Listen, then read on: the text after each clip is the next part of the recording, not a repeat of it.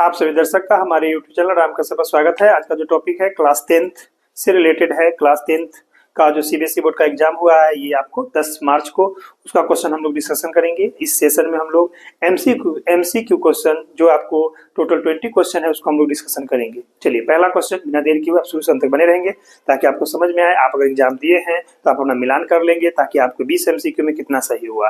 अगर नहीं अगले साल अगर एग्जाम देने वाले हैं तो आप इसको अच्छी तरह से देख लेंगे ताकि अगले साल आपको सुविधा मिलेगा। चलिए शुरू से अंत तक हम लोग बने रहेंगे। आइए पहला क्वेश्चन देखिए आपसे क्या पूछा है। क्वेश्चन है हमारे पास जो सेट है वो 2 है। याद रखिए आप जानते हैं ना सीबीएसई में 3 सेट दिया जाता है 1 2 3। तो हमारे पास अभी 2 सेट उपलब्ध है जिसका क्वेश्चन हम लोग डिस्कशन करने जा रहे हैं। आप लोग मिला लेंगे अपने क्वेश्चन से, इसलिए हम क्वेश्चन भी लिख रहे हैं। सेक्शन ए का डिस्कशन करने जा टोटल एमसीक्यू 20 क्वेश्चन होंगे। 1 × 20 यानी 20 मार्क्स, यानी एक क्वेश्चन 1 मार्क्स का होगा। आइए सेक्शन ए की बात करते हैं। पहला क्वेश्चन पूछता है हमसे कि following data shows the marks obtained by 100 student in a class test. मतलब एक क्लास टेस्ट में 100 बच्चा अपियर होता है, उसका मार्क्स आपको दिया जा रहा है। देखिए ध्यान से, यहाँ है मार्क्स ऑब्टेन्ड, यहाँ है नंबर ऑफ स्टूडेंट। 20 मार्क्स लाने वाले कितने हैं तो 6 है। 29 28 है। 28 मार्क्स लाने वाला 24 स्टूडेंट है। 33 मार्क्स लाने वाला 15 स्टूडेंट है। उसी तरह से 42 मार्क्स लाने वाला 2 स्टूडेंट है। 38 मार्क्स लाने वाला 4 स्टूडेंट है। 43 मार्क्स लाने वाला 1 और 25 मार्क्स लाने वाला 20 स्टूडेंट है। गौर से देखिए, अब कहता है the median will be the average of which of the 2 observation, यानी जो मीडियन होगा वो किस 2 ऑब्जर्वेशन के बीच में होगा। पहले तो आप क्लियर कर लीजिए कि आप जानते हैं ना कि टोटल डाटा यहाँ 100 है। 100 क्या है? इवन है। तो इवन के केस में आपको मीडियन के कंसेप्ट मालूम होना चाहिए कि मीडियन इक्वल टू होता है 1/2 और n/2th plus n/2 plus 1th observation. तो हमने क्या देखा, जब 100 का हम आधा करते हैं तो आता है 50 और 50 प्लस 1 यानी 51, यानी हमें 50th ऑब्जर्वेशन और 51st ऑब्जर्वेशन को लेना पड़ेगा। तो हमको इससे पता तो नहीं चलेगा। यहाँ पर देखिए डाटा जो है मार्क्स कभी 20 है, 29 है, 28 है, 33 है, 42 है, 38 है, फिर 43 है, फिर 25। तो इस मार्क्स को अरेंज करना पड़ता है असेंडिंग या डिसेंडिंग ऑर्डर में। तो सबसे पहले हम अरेंज कर देंगे और देखेंगे कि मेरा 50 ऑब्जर्वेशन पर और 51st ऑब्जर्वेशन कौन सा डाटा है वही होगा। तो आइए सबसे पहले हम यहाँ सॉल्यूशन में आपको टेक्निक बता देते हैं। देखिए यहाँ सॉल्यूशन लिख देंगे, कहेंगे arranging the data in ascending order we get। हालांकि एमसीक्यू है इसलिए बना के हम आपको बताते ताकि आप समझिएगा। आइए तो हम क्या लिखेंगे, यहाँ पर लिख देते हैं मार्क्स, ठीक है, मार्क्स ऑब्टेन्ड, ठीक है। यहाँ लिख देते हैं इसका number of student, number of students, यहाँ लिख देते हैं कम्युलेटिव फ्रीक्वेंसी,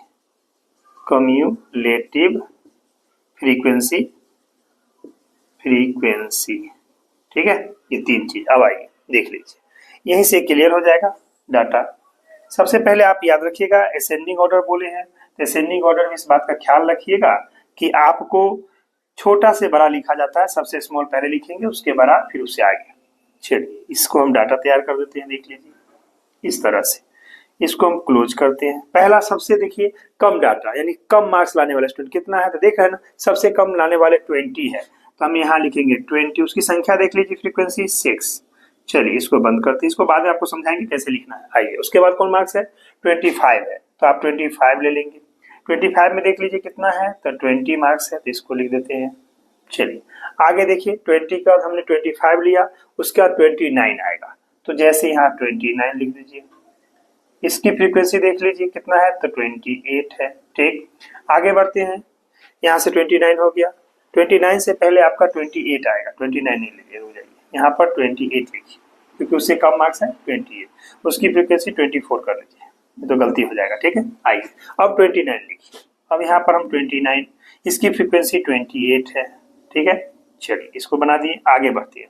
हमने 20, 25, 28, 29, आगे देखिए 29 का 30 है क्या? नहीं, 31, 32, 33 यानी 33 है, तो आप 33 को ले ले तो 33 लिख ले देते हैं।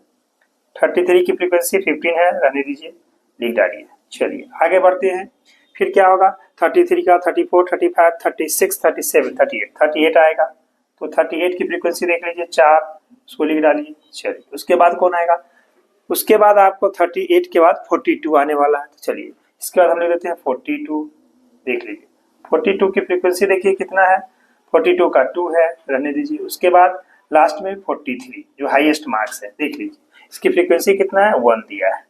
कैलकुलेट कर ले टोटल कितने डाटा था, 1 2 3 4 5 6 7 8, 1 2 3 4 5 6 7 8 आपको सिखा रहे, ठीक है। आइए अब इसकी क्युमुलेटिव फ्रीक्वेंसी कैसे लेंगे, फ्रीक्वेंसी को ऐड किया जाता है, इसके सामने 6 तो 6, इसमें 28 कीजिएगा 26, इसमें 24 ऐड कीजिए तो कितना हुआ 50, चलिए इसमें 28 ऐड कीजिए कितना हो जाएगा आपका 78, इसमें 15 ऐड कीजिए तो कितना होगा 8 5 13, यानी 13 और एक 8 एक 9 93, 4 ऐड कीजिए तो 97, फिर 2 ऐड कीजिए तो 99, फिर 1 ऐड कीजिए 100, यानी यहाँ पर टोटल बटन डाल सकते हैं आप, एक लाइन में लिख देते हैं यहाँ पर टोटल, टोटल, ठीक है। टोटल इसमें कितना आएगा, ये 100 हो जाएगा, ठीक है। टोटल फ्रीक्वेंसी का सम। आइए अब देख पा रहे हैं हम लोग, यहाँ बना दिए डाटा, कोई दिक्कत नहीं। अब बताइए हमें मीडियन का फॉर्मूला क्या होगा, हम जान लीजिए यहाँ से कहेंगे मीडियन इक्वल टू इवन के केस है तो 1/2 और इसका आधा यानी 100 का आधा, फॉर्मूला लिखेंगे n/2, तो आप लिख दीजिए 100/2 प्लस 100/2 प्लस 1/8 इस तरह से कितना आ जाएगा, काट के 50 हो जाएगा, तो हम लिखेंगे 1/2, यहाँ से कह सकते हैं 50th प्लस यहाँ से 51st ऑब्जर्वेशन, ठीक है। तो क्या आ जाएगा देख लीजिए, 50वां और हमें चाहिए 51st ऑब्जर्वेशन।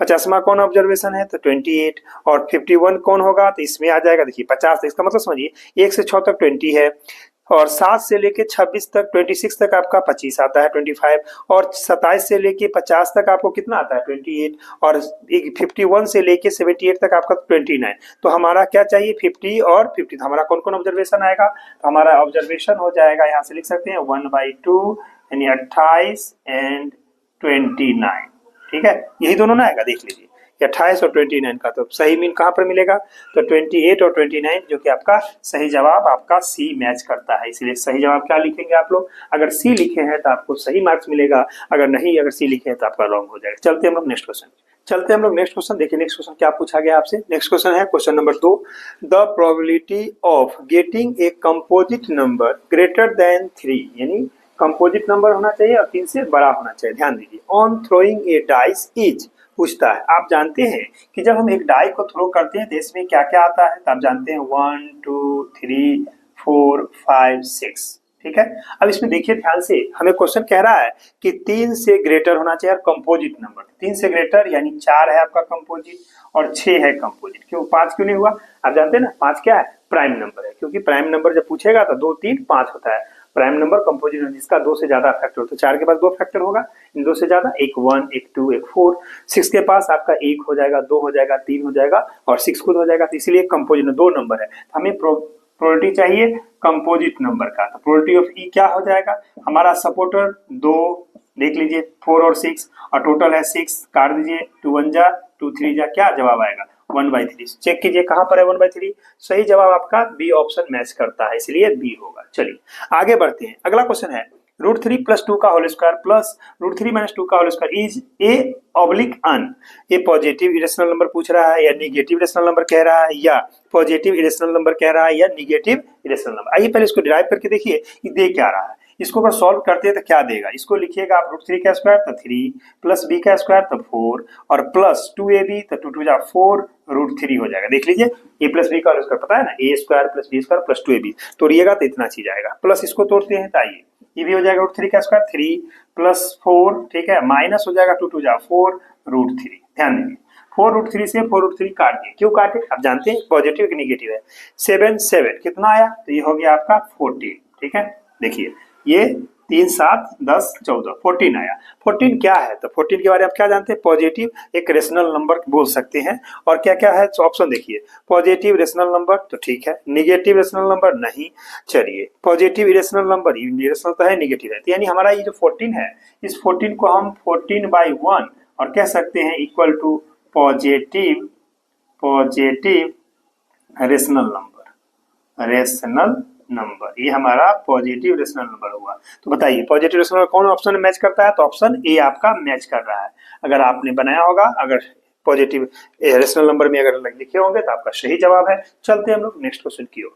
चलते हैं हम लोग नेक्स्ट क्वेश्चन। देखिए नेक्स्ट क्वेश्चन क्या पूछा है आपसे, क्वेश्चन पूछा है क्वेश्चन नंबर 4 में, let A equal to P square, Q का क्यू है और आर के पावर एन है, और बी का वैल्यू पी का क्यू है, क्यू का पावर एन दिया हुआ है और आर का स्क्वायर दिया, where P Q R prime numbers, P Q R क्या है, प्राइम नंबर है। If LCM of A and B is P का क्यू, क्यू का 4, आर के power 3, then the value of 3n minus 2m is आपसे पूछा। ध्यान देंगे जब हमसे एलसीएम पूछेगा तो आपको पता है ना एलसीएम में क्या करते हैं, जो मैच करेगा उसका हाईएस्ट पावर, क्लियर है, और एचसीएफ अगर पूछता था जो मैच करेगा उसका लोएस्ट पावर, ठीक है। तो ध्यान दीजिए इसमें हमारा जो मैच करता है ए बी का, सबसे पहले हम एलसीएम लिख देते हैं यहाँ से कि LCM of A and B जो होना चाहिए, तो हम लिखेंगे P और यहाँ पर देखिए पी क्यू, तो हमारा पी क्यू आएगा, क्लियर। चलिए Q का Q है और Q का पावर M है, तो हमें नहीं मालूम कि क्या पावर होगा,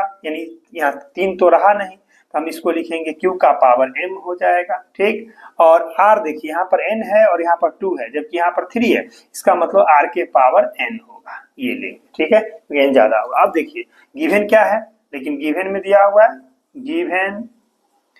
given LCM is equal to P का Q, Q का 4, आर का क्यू, कंपेयर कर लीजिए। देखिए पी क्यू मैच कर रहा है, यहाँ क्यू के पावर 4 है, यहाँ एम है तो एम बराबर 4 हो जाएगा, आर के पावर क्यू है, आर के पावर एन है तो आर बराबर, तो यहाँ से हम लिख सकते हैं इस रिलेशन से कि एम का वैल्यू मिला हमको 4 एंड एन का वैल्यू मिला हमको 3।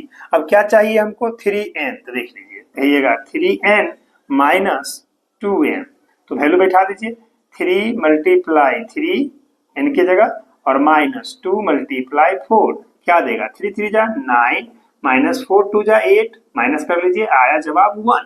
खोजिए 1 कहाँ पर है, किस ऑप्शन में, तो बी ऑप्शन आपका सही है। तो सही जवाब क्या लिखेंगे आप लोग, लिखेंगे बी ऑप्शन। ओके चलते हैं हम लोग आगे। देखिए अगला क्वेश्चन क्या कहा, क्वेश्चन नंबर आपका 5। देखिए for any prime number p, p को क्या है, प्राइम नंबर है, if p divides a square, यानी p से a स्क्वायर में पूरा पूरा भाग लग रहा है, तो कहता है where a is any real number, a क्या है, कोई रियल नंबर है, तो कहता है देन p आल्सो डिवाइड्स। आप जानते हैं ना ये हमारा रियल नंबर का एक थ्योरी है, अगर p कोई प्राइम नंबर है और p अगर a स्क्वायर को डिवाइड करता है तो p आल्सो डिवाइड्स a, इसलिए सही जवाब आपका a आएगा, यानी ऑप्शन a मैच कर रहा है, तो हम इसको ऑप्शन a लगाएंगे। ये सारे ऑप्शन रॉन्ग है, सही आंसर क्या होगा, ऑप्शन ए, यानी p आल्सो डिवाइड्स। आप याद रखिएगा रीजन कि p आल्सो डिवाइड्स हम लिख देते हैं डिवाइड्स ए होगा, इस बात को ध्यान रखिएगा, ठीक है।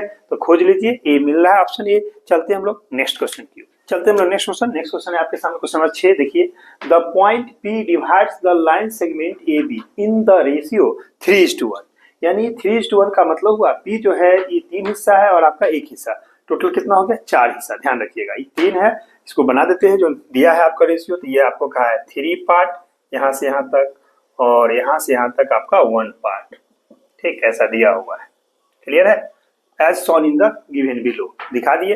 The value of A B, तो बताइए ए बी कितना पार्ट हुआ, ए बी 3 है 1 4, और पी बी कहता है पी बी कितना हो 1, तो आपका क्या रेशियो आ जाएगा, बहुत आसान है, तो आप कहिएगा यहाँ से कि ए बी बटा आपका पी बी चाहिए, ठीक है। देख लीजिए ए बी कितना है, ए बी हो जाएगा 3 + 1 और बटा में आपका पी बी 1 हो जाएगा, कुल मिलाकर 4/1 यानी 4। देख लीजिए कहां पर 4 मैच कर रहा है, 4 मैच कर रहा है आपका सी, तो इसका वैल्यू सी हो जाएगा। चलिए नेक्स्ट क्वेश्चन देखते हैं, क्वेश्चन नंबर 7। क्वेश्चन नंबर 7 क्या कहा, देखिए if x² + bx + b = 0 has 2 real and distinct roots then the value of b can be, तो b का क्या वैल्यू हो सकता है। देखिए आपको मालूम है किसी भी क्वाड्रेटिक इक्वेशन का जो रूट्स है रियल और डिस्टिंक्ट होने के लिए आप याद रखिएगा d > 0 होना चाहिए, हम कहेंगे फॉर रियल एंड डिस्टिंक्ट के लिए d > 0, d का वैल्यू क्या होगा, तो b² - 4ac ये > 0 होना चाहिए, यानी यहाँ पर देखिए b किसके, इससे कंपेरिजन कीजिए, इससे ax² + bx + c = 0, इससे कंपेरिजन करके हम लोग ध्यान देंगे। तो b किसके बगल में है, x² तो यहाँ पर क्या है b, तो इसको लिखेंगे स्मॉल b² - 4, a के जगह पर क्या है 1, तो 1 दे दीजिए, c के जगह b > 0।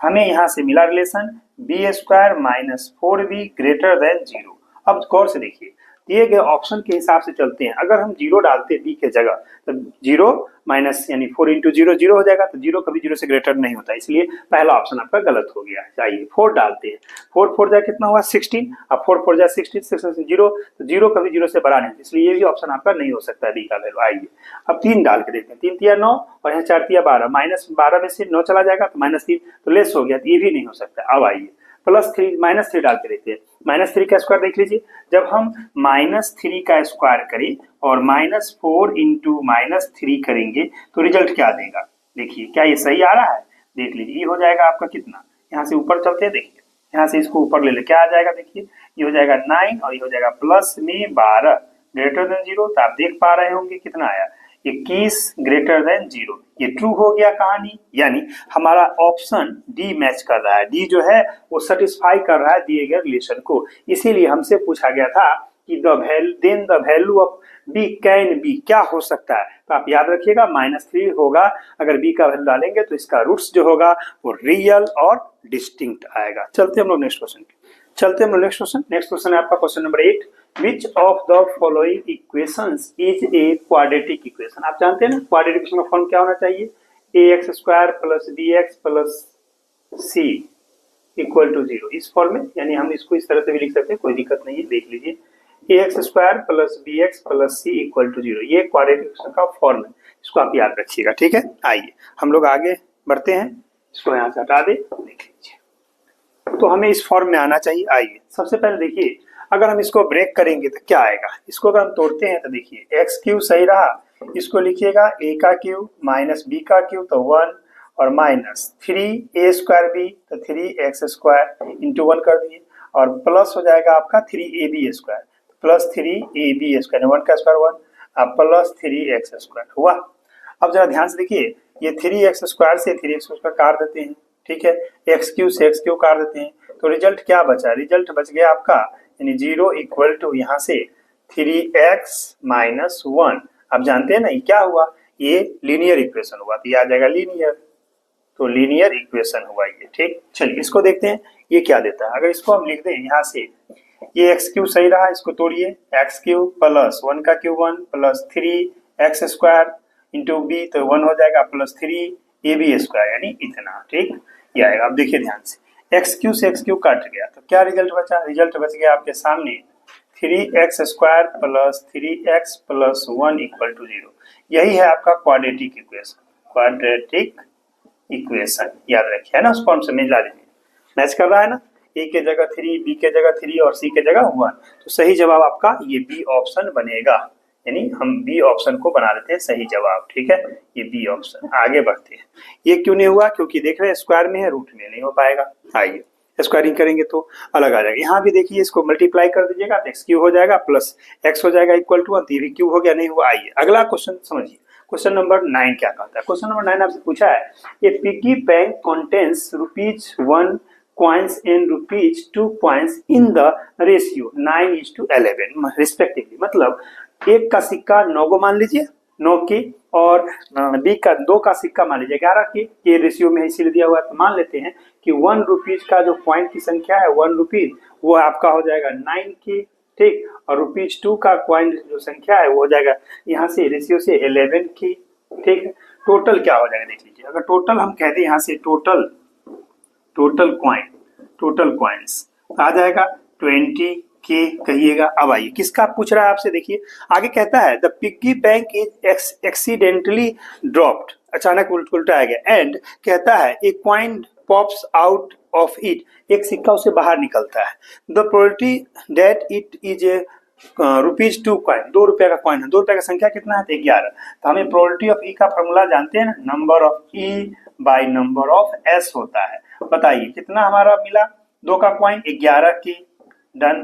टोटल कॉइन बताइए 20 की, काट दीजिए कितना आया, जवाब आया आपका 11/20। ऐसा कीजिए ऊपर नीचे 5 से मल्टीप्लाई करते हैं डायरेक्ट, 11 5 जब 55 ही हो जाएगा 100, पॉइंट 2 अंक के बाद क्या जाएगा 0.55, मिलाइए कहाँ पर है 0.55, ऑप्शन सी आपका मैच कर रहा है, सही जवाब सी होगा। बात समझ गए, इस तरह से आप इसको बना लेंगे। चलते हम लोग नेक्स्ट क्वेश्चन, क्वेश्चन नंबर आपका है 10, which of the following statement is false, कौन सा स्टेटमेंट फॉल्स है। देखिए क्या क्या पूछा, two right triangles are always similar, पहला स्टेटमेंट है। दूसरा, two squares are always similar. तीसरा पूछा है two equilateral triangles are always similar, और two circles are always similar. याद रखिए, दो ट्रायंगल को सिमिलर होने के लिए क्या क्या चाहिए। आपको मालूम है कि two triangles are said to be similar if their corresponding angles are equal and their corresponding sides are also proportional. यानी साइड प्रोपोर्शनल होना चाहिए और एंगल इक्वल होना चाहिए, तब जाके सिमिलर होता है। क्लियर है। तो यहाँ देखिए, इसीलिए हमारा जो फर्स्ट ऑप्शन है वही रॉन्ग है आपका। ये बात आप याद रखिएगा कि two right angle triangle are always similar, ये गलत स्टेटमेंट है। वो हमेशा नहीं, क्योंकि उसमें एक एंगल मिलेगा राइट एंगल और साइड प्रोपोर्शनल नहीं आएगा, इसके कारण ये नहीं होगा। बाकी two squares are always similar, जानते हैं कि दो स्क्वायर का प्रत्येक एंगल 90 डिग्री आएगा तो सिमिलर हो जाएगा। टू इक्विलेटरल ट्रायंगल जानते हैं कि प्रत्येक एंगल 60 होगा तो ये सिमिलर हो जाएगा। और जानते हैं कि टू सर्कल होने के कारण वो सिमिलर है, इसीलिए आपका सही जवाब ए होगा, जो फॉल्स है। आइए क्वेश्चन नंबर 11 बढ़ते हैं। इन the adjoining figure ABCD is a trapezium। देखिए ABCD trapezium in the which XY parallel है, यानी XY किसके पैरेलल है, AB के, तो AB के, फिर पैरेलल है CD के, CD के भी पैरेलल है। और इफ कहा AX इक्वल टू 2/3 AD, यानी AX जो है वो 2/3 है A किसका, AD का, राइट। तो देन कहता है CY इज टू YB क्या होगा। आप देखिए ध्यान से, हमें क्या दिया हुआ है, हमें यहाँ पर जो रेशियो दिया उसको लेते हैं। क्या दिया है, रेशियो है AX इक्वल टू 2/3 AD, यही ना।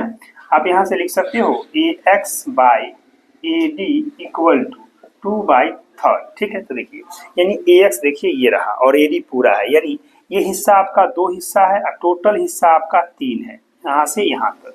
इसका ये मतलब हुआ कि 2 हटा लीजिए तो एक हिस्सा ये आ जाएगा, राइट। और ये लाइन क्या है, पैरेलल दिया हुआ है, याद रखिए। तो जो कंसेप्ट इधर वही कंसेप्ट इधर, पैरेलल के कंसेप्ट में लगा देते हैं। तो हमें क्या चाहिए, तो ये हो जाएगा CY, तो हम लिख देंगे यहाँ से CY is to YB is equal to, same चीज आ जाएगा इसकी, तो यहाँ से कहेंगे DX, ठीक है, रेशियो XAX हो जाएगा। तो क्या आ जाएगा, इसका रेशियो कर देंगे बराबर, देखिए तो आपका यहाँ से तो क्या आ जाएगा, ये हो जाएगा DX, देख लीजिए। तो हमारा क्या चाहिए, DX कितना है, 1:2 आपका 2 हो जाएगा, 1:2 मिला। ये कहाँ पर मैच करता है, ऑप्शन डी आपका मैच करता है। इस तरह से आपने देखा कि इसका आंसर डी होगा। अब हम लोग चलते हैं नेक्स्ट क्वेश्चन की ओर। चलते हैं हम लोग नेक्स्ट क्वेश्चन, देखिए नेक्स्ट क्वेश्चन है question number 12। The value of 2 tan 60 degree by 1 - tan square 60 degree is same as the value of -tan 30 -tan 60 2 sin 60 और 2 cos 60। ये देखिए, पहले हम इसका वैल्यू निकालते हैं, वैल्यू क्या होगा। देखिए जैसा कि आप जानते हो 2 tan 60 का वैल्यू 1/tan 60 √3 होता है, 30 नहीं, याद रखिएगा। ये √3 हो जाएगा बटा 1 - √3 का स्क्वायर कर दीजिए, ठीक है। क्या आ जाएगा, ऊपर में हो जाएगा 2√3, देख रहे हैं ना, और नीचे हो जाएगा आपका 1 - 3, ठीक है।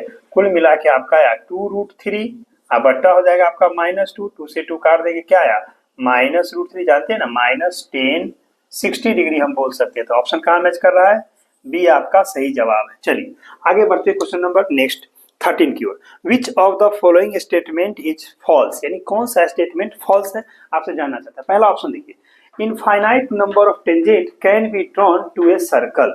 आपसे पूछा है कि एक सर्कल पर infinite number of tangent drawn कर सकते हैं। सही बात, याद रखिएगा, अगर हमारा सर्कल निर्माण के लिए एक सर्कल बनाने में इनफाइनाइट पॉइंट लगता है, ठीक है, और हर एक पॉइंट पर ईच पॉइंट से हम एक टेंजेंट ड्रॉ कर सकते हैं, इसीलिए एक सर्कल के पास इनफाइनाइट नंबर ऑफ टेंजेंट होते हैं, ठीक है। अगला है, सही है, infinite number of tangent can be drawn to a circle from a point outside the circle. ये गलत है, पूछिए क्यों, क्योंकि आपको मालूम है, थ्योरम पढ़ना था कि किसी भी सर्कल में आउटसाइड पॉइंट से only 2 tangent can be drawn which length are equal. यानी अगर मान लो कि हमारा कोई सर्कल है और ये पॉइंट अगर बाहर है P, तो यहाँ से 2 ही टेंजेंट ड्रॉन होता है, देख लीजिए, ये हमारा थ्योरम पढ़ना था, और दोनों टेंजेंट का लेंथ इक्वल होता है। यहाँ पर अगर A लेते हैं, यहाँ पर B, हम जानते हैं यहाँ से कि AP बराबर होगा BP, यही ना, 2 टेंजेंट, तो ओनली 2 टेंजेंट इसीलिए आपका ऑप्शन बी जो है वो गलत जवाब है।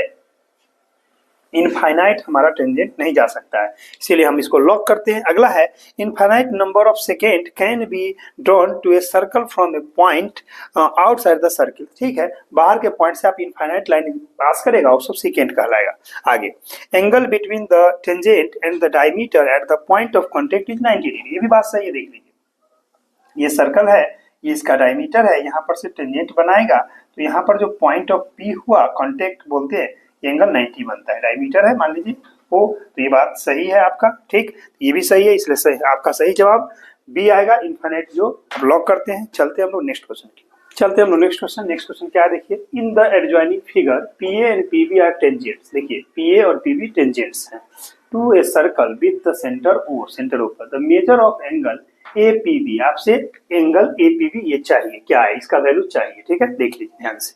तो आप जानिए यहाँ पर कितना बना 210, तो मालूम है सेंटर पर कितना बनाएगा, तो घटा लीजिए 360 डिग्री में से आप 210 डिग्री घटाइएगा, माइनस कीजिएगा 150 डिग्री, मालूम है दोनों का सम कितना था 180, तो कितना 180 में से घटा लीजिएगा तो इसका जवाब 30 डिग्री आएगा, क्योंकि आप जानते हैं 150 ये हुआ 30 180, तो सही जवाब आपका डी मैच करेगा। नेक्स्ट क्वेश्चन आपसे पूछा है, an observer 1.8 metre tall stand away from a chimney of at the distance 38.2 meter along the ground. The angle of elevation of the top of chimney from the edge of the observation is 45. The height of the chimney above the ground is, ground से कितना होगा देखिए। सबसे पहले जानिए ये observer है मान लीजिए, और ये हमारा चिमनी है, ठीक, राइट। इस दोनों को पैरेलल खींच दीजिए आप यहाँ से, तो क्या लिखेंगे 90 डिग्री। इसको मान लेते हैं A B observer, C D मेरा चिमनी, ठीक है। अब आइए इसके हाइट को हम h मीटर मान लेते हैं, यहाँ से एक लाइन जाएगा पैरेलल, याद रखिए यहाँ भी 90 डिग्री, यहाँ से इसको मिलाइए, मिला दिए, ये एंगल आपका दिया है कि 40 डिग्री सबटेंड करता है, यानी यहाँ पर एंगल है 45 डिग्री, है ना। आइए अगर इसका कितना हाइट दिया है, इसका हाइट दिया हुआ है आपका 45, तो नहीं हाइट कितना है ऑब्जर्वर का 1.8, ये आपका 1.8 मीटर, ठीक है, दिया हुआ है यहाँ से यहाँ तक। ये भी आपका वही होगा 1.8 मीटर, यहाँ से यहाँ तक, क्लियर। इसको मान लीजिए ए बी सी डी, इसको ई कहते हैं, ठीक। तो देखिए टोटल जो हाइट है ये बचा, ये कितना बचेगा h माइनस 1.8 मीटर बचेगा ना। और आप इसका हाइट दिया हुआ है कितना अबे है, तो ये दिया है आपका 30, यहाँ से दिया है 38.2 मीटर, यहाँ से यहाँ, ये दोनों सेम होगा तो ये भी हो जाएगा आपका उतना ही 38.2 मीटर, ठीक है। अब जरा देख लीजिए, हम बना सकते हैं इसमें टेन थीटा लेंगे तो क्या लिखेंगे, यहाँ से कहेंगे in right angle triangle, in right angle triangle A E D में वी हैव, डायरेक्ट लिख दीजिए, कहेंगे 1045 degree is equal to D H, तो क्या कहिएगा डी ई बाई कहिएगा ई, जैसा कि आप जानते हैं 1045 1 होता है, डी कितना है तो h माइनस 1.8 और बट्टा में क्या लिखिएगा 38.2, ठीक है। अब हमारा ये दिया हुआ है दोनों वैल्यू, ठीक है, इसको h मान लिए। टोटल हाइट को हमने क्या माना था, टोटल हाइट चिमनी को हम माना था h, यहाँ से यहाँ तक, इस बात को याद रखिएगा, ठीक है। तो उसमें से माइनस कर लिए, इसका निकल गया। अब यहाँ से क्रॉस मल्टीप्लाई करते तो क्या आएगा, देखिए क्रॉस मल्टीप्लाई करेंगे तो कितना आएगा 38.2 इक्वल टू h माइनस 1.8। अब यहाँ से h निकालना है तो क्या कीजिएगा, इसको ऐड कर दीजिए, तो क्या लिखिएगा, तो कहिएगा 38.2 प्लस 1.8 ऐड कर लीजिए, तो कितना हो जाएगा देख लीजिए। ऐड करने के बाद ये आता है 0 और यहाँ से हो जाएगा आपका कितना 9 1 10 के 0 कैरी 1 40 इतना मीटर, यानी डायरेक्ट जवाब आया आपका 40 मीटर। देखिए कहाँ पर है 40 मीटर, सही जवाब आपका ये आ जाएगा। चिमनी का हाइट क्या पूछा है सो देख लीजिए, the height of the chimney above the ground is, यानी जमीन से टोटल हाइट जिसको हमने h माना था, तो कितना आया, तो हमारा 40 मीटर आएगा। चिमनी का हाइट सही जवाब 40 मीटर आया, ठीक है। चलते हैं हम लोग नेक्स्ट क्वेश्चन की ओर, चलते हैं हम लोग नेक्स्ट क्वेश्चन है आपका question number 16, in the adjoining figure the sum of the radii of two concentric circles is 16 centimetre. मतलब समझिए ये दो सर्कल दिया है, कंसेंट्रिक सर्कल समझते हैं ना, अगर दो सर्कल का रेडियस डिफरेंट हो सेंटर सेम हो तो उसको कंसेंट्रिक सर्कल बोलते हैं। तो यहाँ पर देख लीजिए सेंटर हुआ है, हमको दिया हुआ क्या है देख लीजिए, यहाँ पर capital R plus small r 16 centimetre, इसको फर्स्ट इक्वेशन मान लेंगे, ठीक है। उसके बाद आपको आगे क्या कहता है, द लेंथ ऑफ द कोड A B touches the inner circle at P 16 centimetre. ये टोटल 16 है तो याद रखिए हाफ हाफ होगा तो कितना हो जाएगा, ये हो जाएगा आपका 8 सेंटीमीटर यहाँ से यहाँ तक, क्लियर। और ये भी आपका 8 सेंटीमीटर हो जाएगा, डन। अब देख लीजिए 8 हो गया। अब इसमें से हम पाइथागोरस लगा देते तो क्या लिखेंगे, यानी कैपिटल आर के स्क्वायर माइनस स्मॉल आर के स्क्वायर बराबर आपका आ जाएगा 8 का स्क्वायर, ठीक है। ये क्या देगा रिजल्ट, ये दे देगा R capital R plus small R into capital R minus small R is equal to 64। अब यहाँ से कैपिटल इसका वैल्यू बिठा दीजिए 16 और इसको कहिएगा capital minus small R equal to 64। अब यहाँ से हम कह सकते हैं बाई फर्स्ट लिख दीजिएगा। देखिए यहाँ से capital R minus small R का वैल्यू आ जाएगा 64/16, काट दीजिएगा 16 64 4, यानी हमारा जवाब जो है R minus small R 4 centimetre आ रहा है। खोजिए ऑप्शन कहाँ मिल रहा है, ऑप्शन बी सही मैच कर रहा है। आगे देखिए अगला क्वेश्चन क्या कहता है, देखिए a cone of height 12 centimetre and slant height 13 centimetre is surmounted on यहाँ पर ऑन है, surmounted on a hemisphere having radius equal to the that of cone the entire height of the solid. मतलब समझिए कि हम एक पहले hemisphere बना लेते हैं इस तरह से, ठीक, ये रहा मेरा हेमिस्फीयर, इसके ऊपर में हम एक कोण निर्माण कर देते हैं इस तरह से। देख लीजिए इस कोण का ही हाइट दिया हुआ है कितना, तो ये हाइट आपका है 12 सेंटीमीटर, ये हाइट हुआ यहाँ से यहाँ तक, ठीक है। चलिए और ये जो स्लेंट हाइट है ये 13 सेंटीमीटर है। आप जानते हैं कि रेडियस जो होगा आर, इसको आर मानते हैं, आर का वैल्यू क्या आएगा, R equal to root under 13 का स्क्वायर माइनस 12 का स्क्वायर, आ जाएगा 169 माइनस 144, रूट के अंदर तो क्या निकलेगा, आ जाएगा 25 यानी 5 सेंटीमीटर। देखिए तो रेडियस 5 है, इसका भी हाइट तो 5 ही ना होगा, ये आर होता है तो ये भी 5 सेंटीमीटर। तो अब टोटल हाइट पूछा है आपका यहाँ से यहाँ तक, जोड़ दीजिए, ये 12 है और प्लस 5 कितना हुआ, 12 5 17 सेंटीमीटर टोटल हाइट आएगा। कहाँ मैच कर रहा है, ऑप्शन ए आपका मैच कर रहा है। इस तरह से आपने देखा कि हमसे क्वेश्चन पूछा था कि एक हेमिस्फीयर के ऊपर में एक कोन बना हुआ है, कोन का हाइट दिया हुआ है 12, स्लेंट हाइट L होता है जो दिया है 13, और हम रेडियस निकाल लेंगे इसके स्क्वायर माइनस करके तो 5 आया। इसका हेमिस्फीयर का हाइट क्या हुआ 5, ये हो गया 12, 12 5 17, इसलिए सही जवाब आपसे 17 सेंटीमीटर आएगा। चलते हैं हम लोग नेक्स्ट क्वेश्चन की ओर। चलते हैं हम लोग नेक्स्ट क्वेश्चन है आपका 18, if x median plus y mean equal to z mode is the empirical relationship between mean, median and mode, then the value of x plus y plus z is पूछा। आप जानते हैं empirical formula, याद रखिएगा, mode equal to formula होता है 3 into median minus 2 into mean, ठीक है। गौर कीजिए यहाँ पर हम एक लिख सकते हैं तो कोई तकलीफ नहीं है आपको। अब इसको कंपेयर कीजिए इससे तो क्या आएगा, z का वैल्यू a हुआ 1 और यहाँ पर क्या है, मीडियन के बगल में x है तो ये x हो जाएगा और y हो जाएगा यहाँ पर y, ठीक है, प्लस के साथ। यानी ध्यान दीजिए हम कह सकते हैं therefore x equal to 3 y equal to -2, क्योंकि यहाँ प्लस दिया हुआ है इसलिए -2 याद रखिए, और z का वैल्यू आपका आया +1। अब क्या पूछा है आपसे, पूछा है x plus Y plus Z, value बैठा दीजिए, x के जगह 3 प्लस y के जगह -2 और z के जगह +1, तो क्या हो जाएगा 3 और 1 ऐड हो जाएगा तो 4 -2 यानी जवाब 2 आया। सही जवाब आपका सी मैच करता है, ठीक है। चलिए अगला क्वेश्चन है 19 और 20 जो आपका एसर्शन बेस्ड क्वेश्चन होता है। पहले समझ लीजिए, अगर आपका एसर्शन सही है और रीजन उसका करेक्ट एक्सप्लेनेशन करता है तो आंसर ये होगा। अगर मान लीजिए एसर्शन सही है, रीजन भी सही है लेकिन करेक्ट एक्सप्लेनेशन नहीं करता है तो बी होगा, ठीक है। और तीसरा उसके लिए सी में कब देंगे, ऑप्शन को देख लीजिए, ये लिखा हुआ है कि assertion is true but reason is false, तो सी लिखिएगा। assertion is false but reason is true, तो आप डी लिखिएगा। चलते हम लोग बना के देखते हैं क्या इसमें क्या दिया है। पहला क्वेश्चन पूछा था, assertion कहता है for an AP 369,198 10th term of from the end is 168। देखिए 10th टर्म क्या होगा इंड से फार्मूला, और इसका रीजन डाला है if A and L are the first term and last term of AP with the common difference D, then the nth term from the end of the given AP is L minus, ये assertion सही है याद रखिए, यानी reason मेरा सही है। अब हमको चेक करना है ये सही है, यानी assertion रीजन आपका सही है, आपको assertion चेक करना है सही की गलत, बताइए।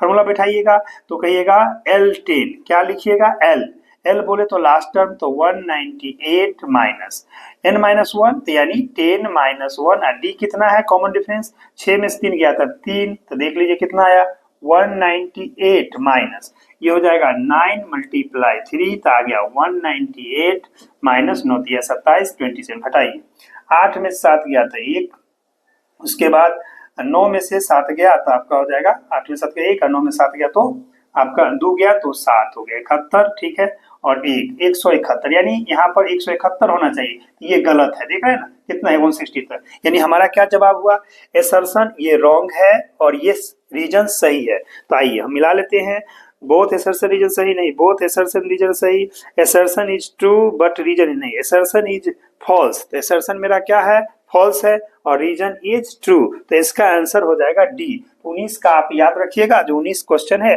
उसका आंसर हम लिख देते हैं यहाँ पर, आंसर हो जाएगा 19 का डी ऑप्शन, ठीक है।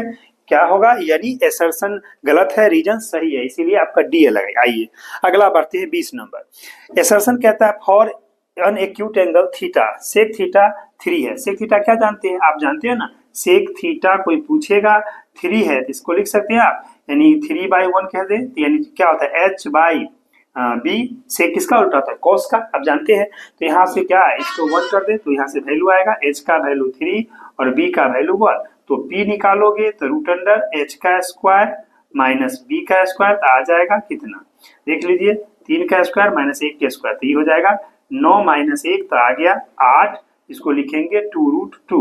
ये निकल गया, क्या पूछा है, तो पूछा है टेन थीटा। टेन थीटा क्या होता है आपको मालूम है, टेन थीटा होता है p/p, तो p कितना है, p है आपका 2√2/1 यानी 2√2, तो ये सही है, यानी आपका एसर्शन इज करेक्ट। अब आइए रीजन देखते हैं, sec square theta equal to 1 minus tan square, आपको मालूम है यहाँ पर क्या होगा प्लस होगा, तो आपको यहाँ होना चाहिए 1 प्लस, यानी ये गलत है। रीजन गलत क्यों गलत है, क्योंकि हम जानते हैं सेक स्क्वायर थीटा बराबर 1 प्लस टेन स्क्वायर थीटा होता है, तो रीजन यानी हमारा एसर्शन सही रीजन गलत। तो आइए एसर्शन इज ट्रू और रीजन इज फॉल्स, यानी सी ऑप्शन, इसीलिए 20 का सही जवाब आपका बनेगा सी।